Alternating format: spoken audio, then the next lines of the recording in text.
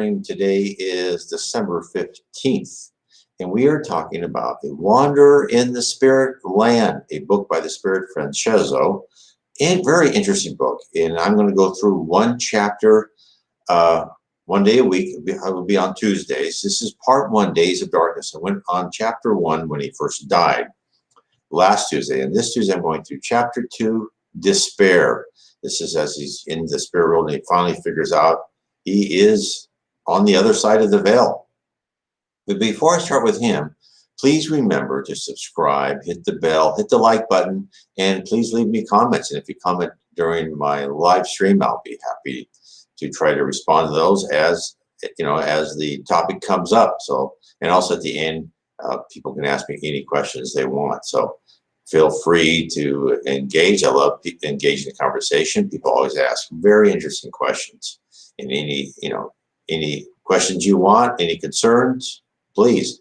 A lot of people even, write me. They go to my Facebook site, they write me by messenger, or they go to my www.nwspiritism.com site, and they write me on the contact page. It says contact me, and you can send me an email. So I'm always happy to respond. Now, let's get into it. A Wanderer in the Spirit Land, Days of Darkness, Part 1, Chapter 2, Despair. Dead, dead, I wildly cried. Oh no, surely, no, for the dead feel nothing more. They turn to dust. They molder to decay, and all is gone. All is lost to them. They have no more consciousness of anything, unless indeed my boasted philosophy of life has been all wrong, all false, and the soul of the dead still lives, even though the body decays. The priests of my own church had taught me so, but I had scorned them as fools, blind and knavish, who for their own ends taught that men live again and could only get to heaven through a gate, of which they held the keys, that turned only for gold and at the bidding of those who were paid to say masses for the departed soul. Priests who made dupes of silly, frightened women and weak-minded men, who, yielding to the terror, inspired by their awful tales of hell and purgatory, gave themselves body and soul to purchase the elusive privilege they promise. I would have none of them. My knowledge of these priests and the inner hidden lives of many of them have been too great for me to listen to them for their idle tales, their empty promises of a pardon they could not give. And I had said I would face death when it came, with the courage of those who only know that for them it must mean total extinction. For if these priests were wrong, who was right? Who could tell us of anything of the future? Or if there were any God at all?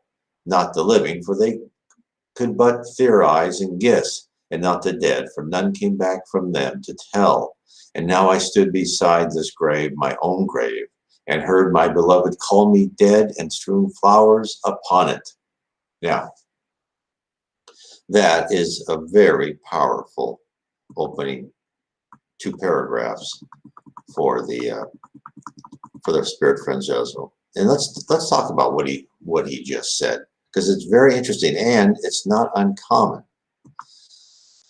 So one of the things that Spiritism is here, that came in the 1850s, codified by Allan Kardec, is to try and get people to understand that the spirits are here to try to show you the way to improve yourself.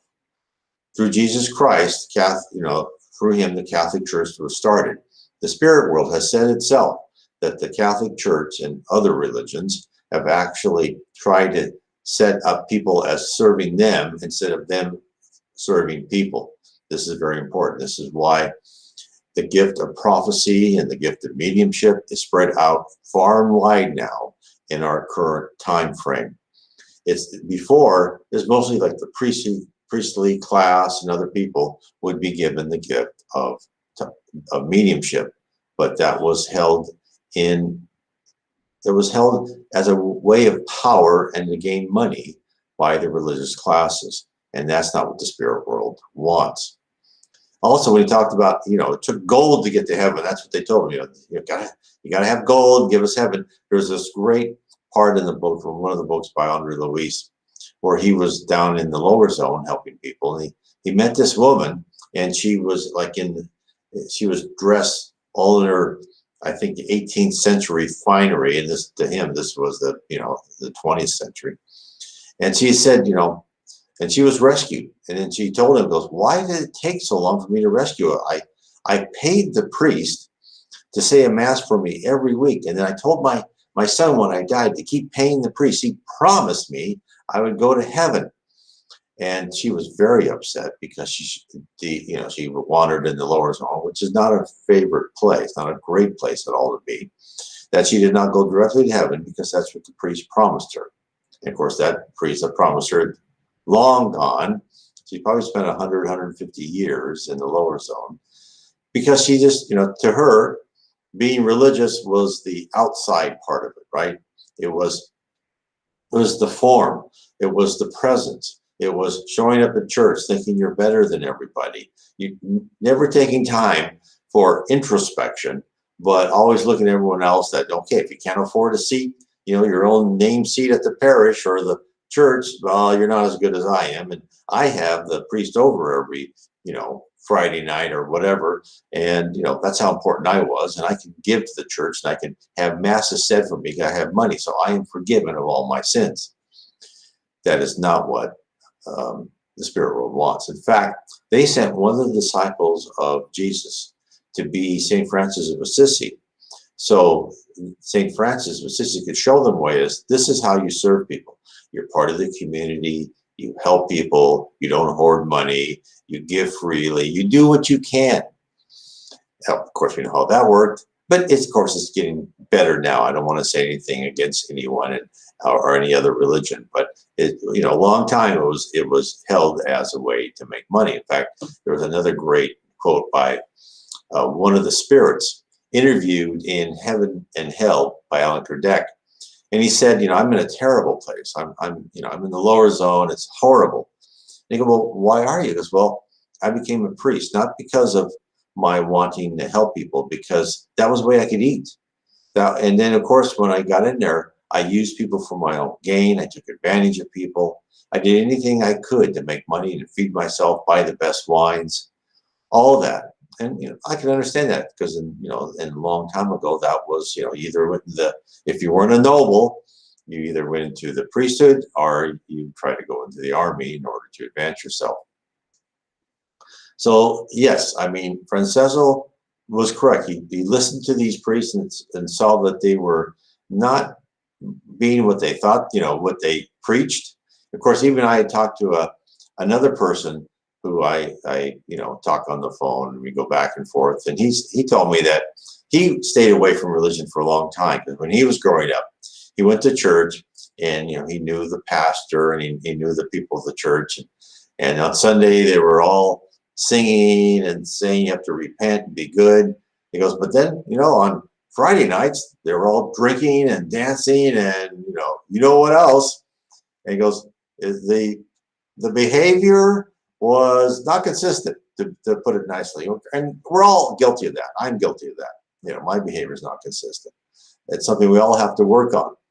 So it's all there. We have to recognize that we're here and for many, many lives. This is not, improving ourselves is not like, I'm going to prove myself today. No, it doesn't work that day. It takes many lives. In fact, let me give you an example. The Spirit Emmanuel, who was the spirit mentor of the great Brazilian medium, Chico Xavier. He was in the book called 2,000 Years Ago. He dictated this book, Chico Xavier, Sacrarento's book. And in it, it's about his life 2,000 years ago. He was a Roman senator. In fact, before that, he was actually, I think, his own grandfather. Very smart, intelligent, ruthless, right? But what we think of a Roman, of someone who is efficient, but does what they want, right? Does what needs to be done in order to get the job done. He wrote in the book that he encountered Jesus Christ, and Jesus said, I want you to join me. Of course, one of the things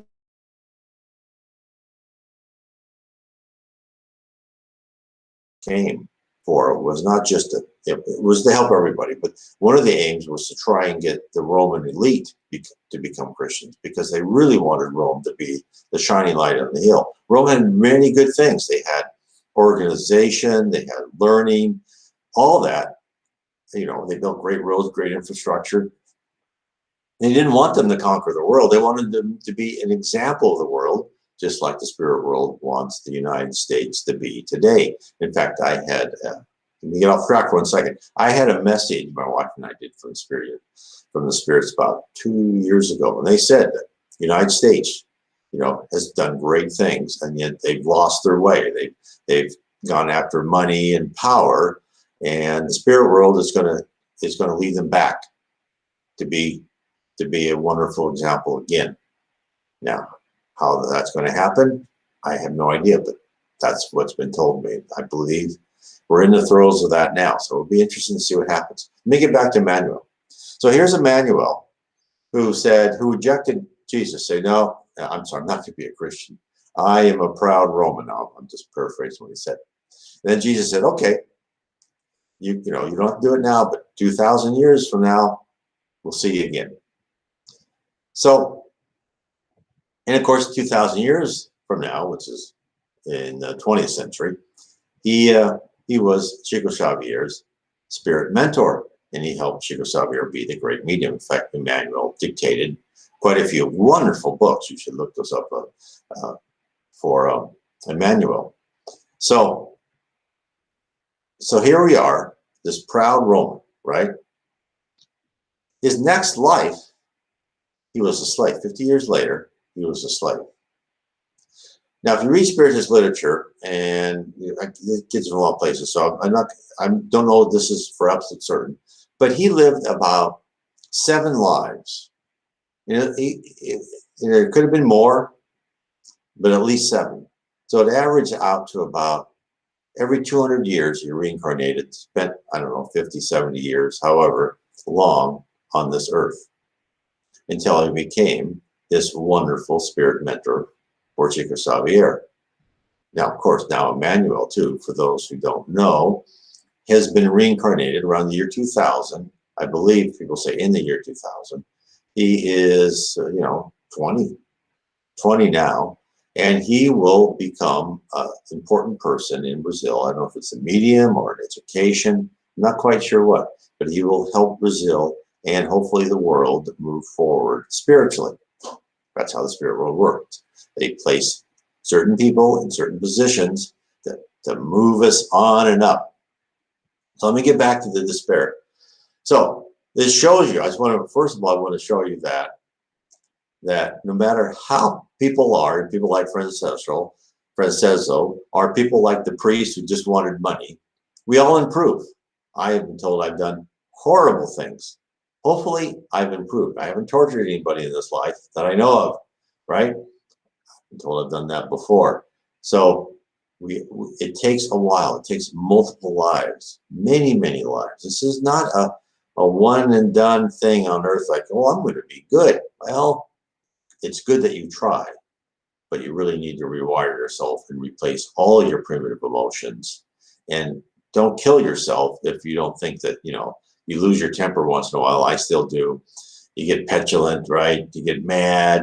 You say dumb things. You feel left out. All of these things, which is a sign of spiritual immaturity.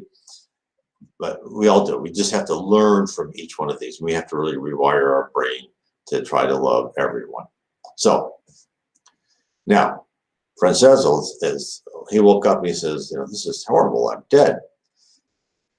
Other spirits have done the same thing. Andre Luis has woke up in the lower zone. He had died on the operating table. And he woke up in this horrible place with people howling and the smell. He didn't like it at all. Camilo Branco committed suicide. He woke up actually wandering the streets in Portugal where he had lived. And of course, he went up to people and they ignored him because he was a spirit and they were flesh. Of course, when people die and they're on the surface of the earth, they feel like, oh, I feel myself. I'm alive, but they don't notice me. Well, they're transformed. They're less dense. They're less material and more energy than these people. Of course, higher spirits are more energy and even less material than them, and they can't see higher spirits. So let's get back to the book. I went on a long digression. As I looked around, the solid mound grew transparent. So Franchezzo was right at his grave. So his grave grew transparent before my eyes, and I sat down on the coffin with my own name and the date of my death upon it. And through the coffin, I saw the white, still form I knew as myself lying within. I saw to my horror that this body had already begun to decay, become a loathsome thing to look upon. Its beauty was gone, its features none would recognize. And I stood there conscious, looking down at and then at myself. I felt each limb traced out with my hands, each familiar feature of my face, and I knew I was dead, and yet I lived. If this was death, then those priests must have been right after all. The dead lived. But where? In what state? Was this darkness hell? For me, they would have found no other place. I was so lost, so beyond the pale of their church, that for me they would not have found a place even in purgatory. I had to cast all ties to their church. I had scorned it. Let me stop there for a second. So he was dead, and this is, you see this in quite a few stories on in Spiritist literature and actually other literature, where those who do not ascend to one of the levels of heaven, who are not actually helped out of their body, because dying is traumatic, just as birth is. Although the spirits say dying is actually easier than being born, but you are confused a bit. But if you live a pretty decent life, you'll be helped out and you'll be sent to like a sanatorium or a hospital in one of the levels of heaven, or at least an outpost in the lower zone where you'll be safe. Franchezzo, well, he was left on his own, right? He didn't believe, and he wasn't a nice person, as he's saying, and so he was left on his own. And unfortunately, he actually, as many have done, they actually see their body decomposing. It's very strange to them because as he said, he felt his limbs. It was all there. Of course, that was his perispirit. So in essence, his perispirit still gave him the form he thought he had. He still looked the same. He still felt the same. There was nothing in there that could say to him that, why am I different? So let's just go through this for real quick for those who haven't seen this before. We are composed of three components, right? The spirit, which is spirit's called a personality. It's an encapsulated piece of logic that contains our feelings, our emotions, our character, our personality, our memories, everything about us, and it lives forever. We can go back to past lives only when we're allowed to and when we're ready. All those things are there. The perispirit is the form of what we think our body looks like. Now, that perispirit, when we are born into the physical world, that perispirit covers your body, your physical body, and attaches itself to every cell. And in fact, I had one of the readers point out to me, and when he had a near-death experience, which I thought it was a very great insight, is that's one of the reasons why we have to start out as primitive spirits, in order to teach that encapsulated logic in that perispirit, how to control each cell. So that you start at very simple organisms and go up and up and up until at some time we have the gift of being a free-willed spirit. So before then we are very primitive, we live on instinct. When we become able to inhabit a human body, and this could be human on other planets, human-like, I should say, that means that we have free will. That means we can make our own great and stupid decisions. Now, why is that? Why are we allowed free will? Because God, in his wisdom and loveliness, is so brilliant. He doesn't want us to be robots. He wants us to be unique characters, unique personalities, each and every one of us, no matter how powerful you eventually become. Like Jesus Christ. Jesus is his own, even though hugely powerful. You have no idea. He's the governor of this planet. He helped form the solar system. But he's unique. It wasn't just stamped out like, well, God said, okay, yeah, I'm going to make Jesus Christ. Here he is. No, Jesus went through the same process we have gone through. He must be billions of years older than we are.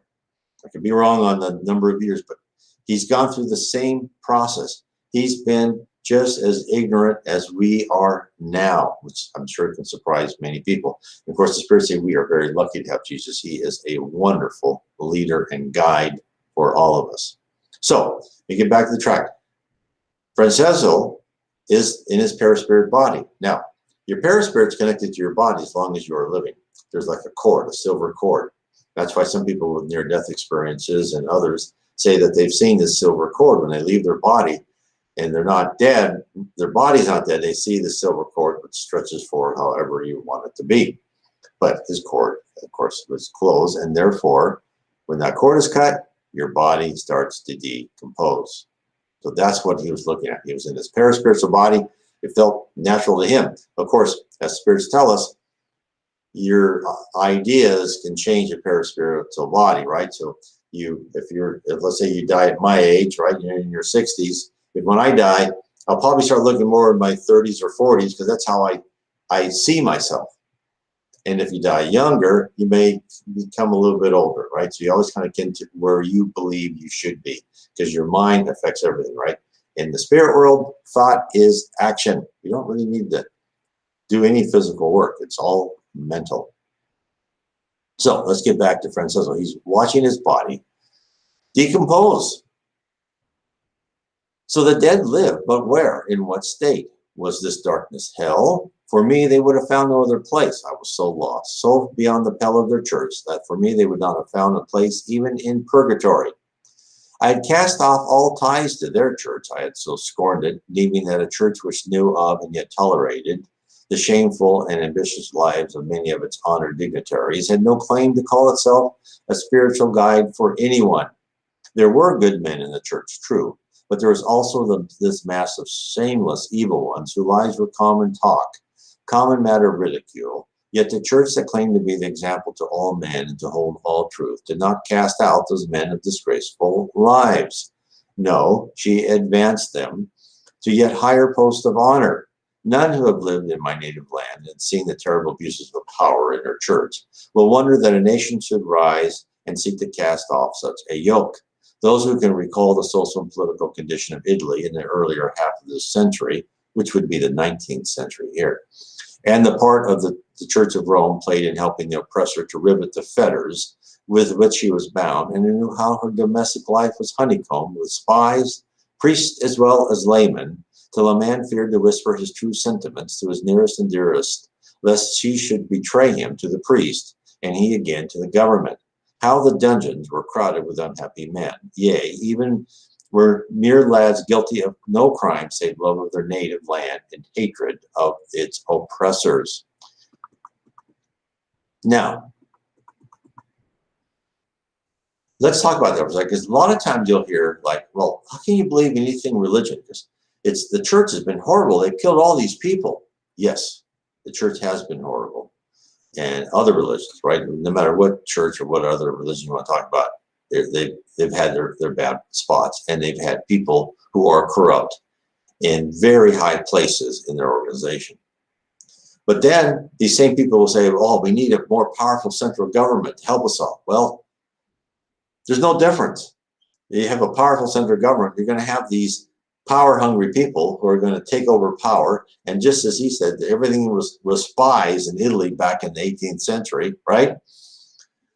Well, it's the same, you know, in communist, when the Soviet Union and even in China now, they're spying on you, all the social credit, North Korea, Cuba, you know, it's getting all sorts of, you know, it is even here in the United States and other countries where if you say something, you know, not socially correct, you're an outcast or you're fired.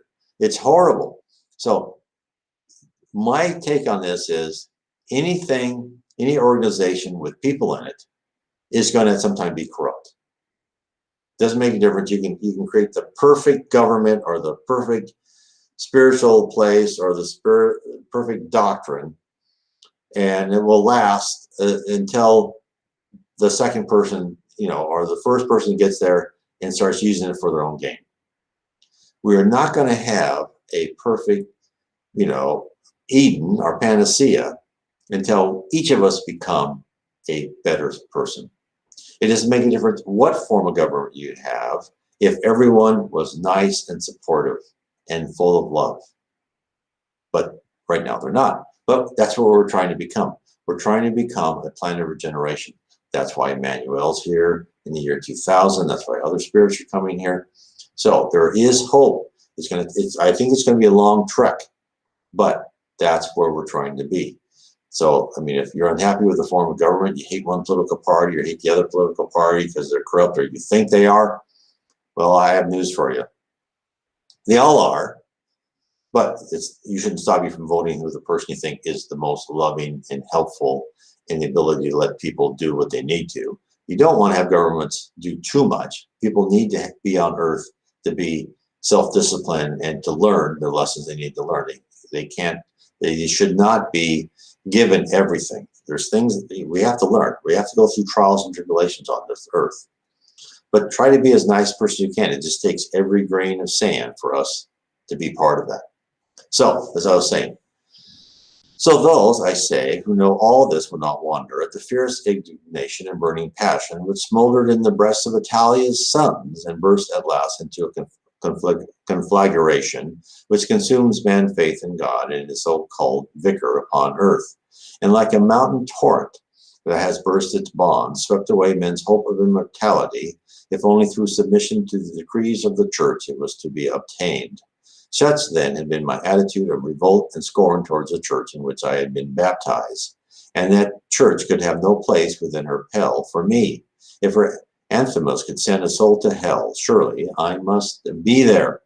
So he had a lot of anger towards the church. In fact, you'll see that there's someone, I forgot who, wrote very wise, right? He said, in Europe, in America, they have freedom of religion. In Europe, they wanted freedom from religion. And the same thing as just Franchezzo said, is that religion was like the Stasi, like the secret police, like Gestapo. They spied on you. And of course, we didn't have that in our growing the United States of America. So one can see why Europe's a very hard nut to crack for people to become spiritual, because they've seen the downside of an organization that is too powerful and wanted to make money for itself instead of helping others. One cannot blame them. But again, don't blame God or Jesus. This is something that Jesus and God gave us our free will, and they tried to start an organization that would help others, but us humans, we corrupted it. So, and the same thing with government. You can make whatever form of government you want, whatever ism you want. It's not going to work. It's all going to be corrupted, just like all the communist governments have, and the socialist governments. Whatever type of government is fascist, they'll all be that full of people who want power. So you really want the government that governs the least, laissez-faire as much as possible, but still helps those in need when they need it. That is the philosophies kind of given to us throughout the ages, if you look at the writings of spiritist literature. So I'll carry on.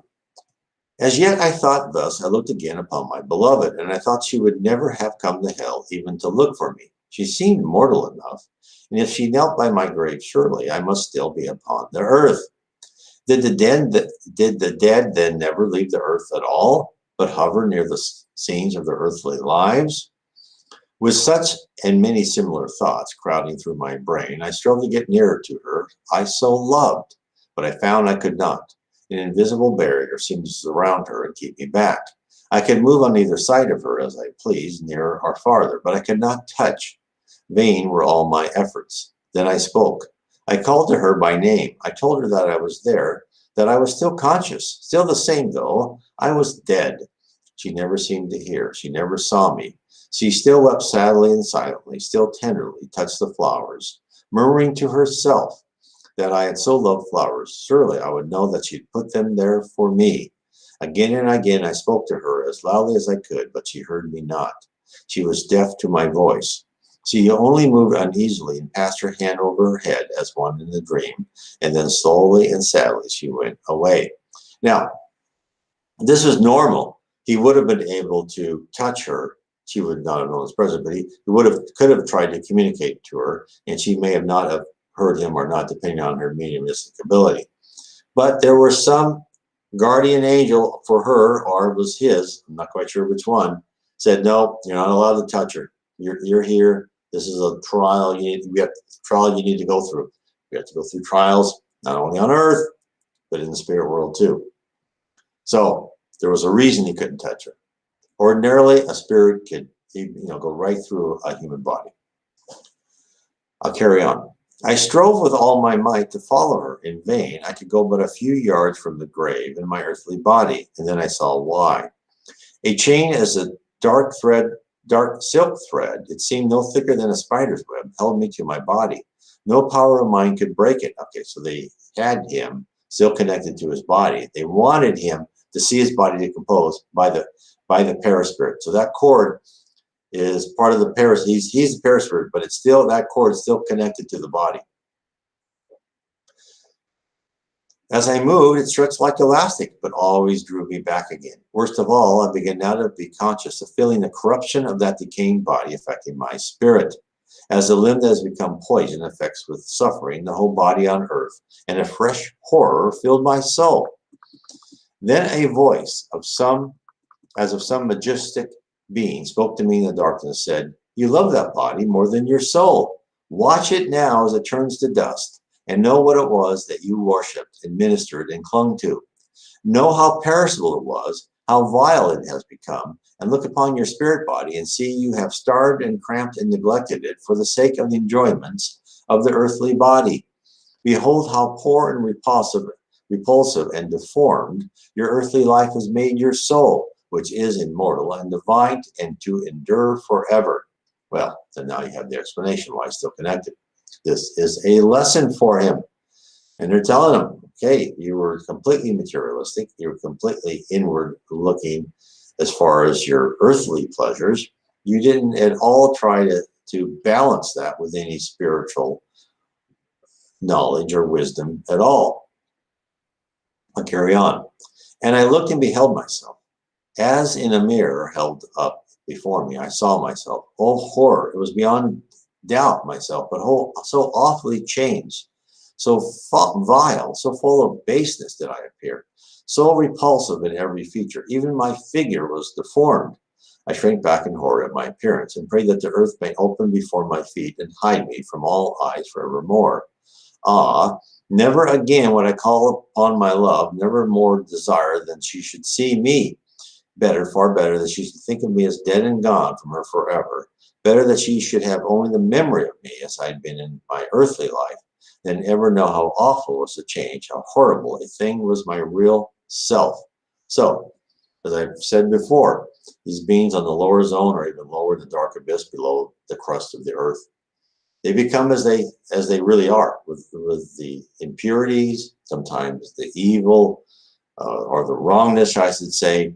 It oozes out of them, and their outside appearance reflects their inside.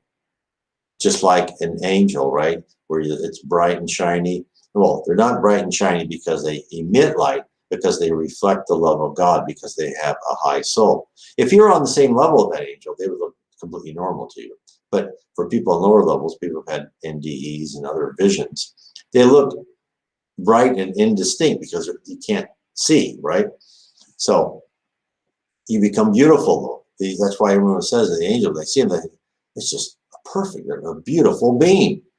But then when you go down a lower zone, it's like, it's pretty ugly. Of course, these are things of our myths, right? And are things of horror movies, of these monsters wandering around, because they're in our minds, because these people become monsters, because they were a monster in their personality, and they become what they are, right? What they are inside, their outside becomes what they are, it becomes what they are outside. So, alas, alas, my despair, my anguish was extreme. And I called out wildly and struck myself and tore my hair in wild and passionate horror of myself. And then in my passion exhausted me, and I sank senseless and unconscious all once more. Again I walked, and again it was the presence of my love that awakened me. She had brought more flowers, and she murmured more soft, tender thoughts of me as she laid them on my grave. But I did not seek to make her see me. No, I shrank back and sought to hide myself, and my heart grew hard even to her. And I said, rather than let her weep for the one who is gone, then know that he still lives. And so I let her go. And as soon as she was gone, I called frantically for her to come back in any way, to any knowledge of my awful position, rather than leave me in that place to see her no more. She did not hear, but she felt my call, and afar off I saw her stop and half turn around as though to return. Then she passed on again and left me. Twice, 3 times she came again, and each time when she came, I felt the same shrinking from approaching her, and each time when she left, I felt the same wild longing to bring her back and keep her near me. But I called to her no more, for I knew the dead call in vain. The living hear them not. And to all the world I was dead, and only to myself and to my awful fate was I alive. Ah, now I knew death was no endless sleep, no calm oblivion. Sorry. Better, far better had it been so, and in my despair I prayed that this total oblivion might be granted to me, and as I prayed I knew it never could, for man is an immortal soul, and for good or evil, weal or woe, lives on eternally. His earthly form decays and turns to dust, but the spirit, which is the true man, knows no decay and no end. Each day, for I felt that the days were passing over me, my mind awoke more and more, and I saw clear and clear the events of my life pass in a long procession before me, dim at first, and then by degrees growing stronger and clear. Then I bowed my head in anguish, helpless, hopeless anguish, for I felt it must be too late now to undo one single act. So let's talk about what he just said. Too late now to undo one single act. And that is the anguish of him, is that when you pass over, the weight of your past wrongs is painful. And the spirits know this, not just the spirits of heaven, even the spirits in the lower zone. They know the ones that are who are not really good people right now. They will be someday. Everyone, there's no eternal hell. There's no eternal punishment. You're only there until you really ask for help. You sincerely ask for help. But they know that once you ask for help and you start advancing, right, going up those levels, you will feel pain, because as you go higher and higher towards heaven, the thoughts of your past misdeeds become very painful to you, and it becomes acute. It feels like physical pain, but it really is emotional pain. You can't really have physical pain. I mean, there's stories of people torturing other people, cutting out their limbs, splitting them up, all sorts of stuff in these lower zones and in the dark abyss, which is purgatory-like. But their parts come back together again, and they're still alive. You can't die. Nothing they can do will make you die. But you can think you're in pain, right? They can stab you, and they think, oh, okay, being stabbed means it must hurt. So therefore, I can be shrieking in pain. But actually, there's no nerves into your body. It's all that when I show that picture of the spirit, it looks like a body, but it's really a logical encapsulation of your personality and your character. And of course, that doesn't mean we're just mindless robots. We are just extremely complicated individuals and personalities. We have emotions, we have feelings. We are wonderful creatures. And in fact, spirits have written that it's amazing how selfish and prideful and how cruel we can be while in physical body. But eventually we all get to this point where we are really beautiful creatures, full of miraculous, loving thoughts and of unboundless energy to serve and help others. That's what we'll become. And so the more we can try that and get our thoughts onto that that plane of existence, right? Stop gossiping. Try to be what you need to be. That will help immensely. That will be a great victory in your life if you can do that. In fact, one of the things I talk about in my book, The 7 Tenets of Spiritism, is how I feel, how I found Spiritism, what were the signs and signals. So once you start making that commitment, and you start making that leap, like, okay, there's something else. I'm not just this carbon-based life form that will disappear. There's something up there that's kind of controlling our destiny. That's what happened to me. And then I was helped. And of course, then I went back and thought of my previous, my earlier years, I should say, and saw where the signs and signals and kind of the crossroads or the path, the decisions were kind of guided me there. It's like, okay, you're going to go this way, right? For instance, I wanted to be a pilot. Well, my senior year of high school, guess what? I wasn't 20/20 anymore. That was before they could do the operation on you. That wasn't going to happen. I went to computer science instead. That was all the way it was meant to be. So you just never know. So the other thing is, it's really important for people to start trying to help themselves. And that is, one cannot say enough that the more we can work to actually alter our thinking process, and this is like rewiring your brain, the greater victory in this life you will experience. And I write about this in my book, How to Live Inner Peace Through Spiritism. And it's based on I think it was 24 stanza poem by Andre Louis. And a very short stanza, have trust in yourself, right? And strive for betterment, things like that. And it's kind of a laddered thing of what you need to do in order to spiritually improve yourself, to become spiritually mature. And what is spiritually mature? Spiritually mature is understanding your own faults, analyzing yourself, becoming calm in all situations, trying to be loving. I'm not saying you to be perfect. No one's going to be perfect in one life. It's going to take many, many, many. I'm so far from it. It's embarrassing. But we can start creating the base for it. We can start putting our trust in God. We can start helping to serve other people. We can start thinking positive for other people. We can stop gossiping, malicious gossip, right? We can start doing positive things.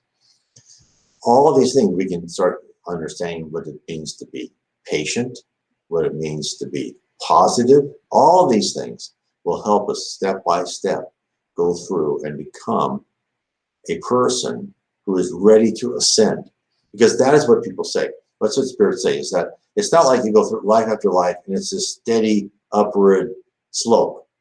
It's more like you kind of park life after life. You just, which I know I've done. And you're just like a jerk, like I've been. And then all of a sudden, it's like, oh, a light turns on. I need to be, and it's like the hockey stick. Then you start really advancing spiritually. Now, I'm sure it's different for other people. Hopefully, most people are vastly superior to I am, hopefully, and they learn much earlier. And in earlier lives, of course, here I'm, in the 21st century, still not very good. So hopefully you will learn faster than I would. But I wrote this book, and I took it from that, and I explain what I believe Andre Louis meant. And then I go through how do you achieve that by using all sorts of other spiritualist literature, and a lot from the Spirit Joanna de Angelis, who really goes in and analyzes human behavior and human types and how we should look at ourselves, and how when we've done something wrong, it's like, don't punish yourself. That's counterproductive, because then you're excusing yourself by physically punishing yourself. No, take it an arrow in your quiver, shoot it in the forest, and forget about it, analyze it, move on. So it's full of a lot of advice. And believe me, the more you understand Spiritism and the more you understand why you're here on Earth, the calmer you are. I'm so much less stressed than I used to be because I don't worry about these things. Not that I'm passive and let events wash over me. I still strive. I still try to do what I can. But I understand that I'm going through these preordained trials. I have choices to make, and I can either resist them or I can go along with them and always try to do what my conscience tells me to do. And then no matter what physically happens to me, I come out a winner if I try to do what is right. So anyway, I want to thank everyone for listening tonight. I want to say again, on Sundays and Tuesdays, I will live stream here on the YouTube channel, and tell your friends, please subscribe, hit the like button, and I will see you on Sunday. God bless.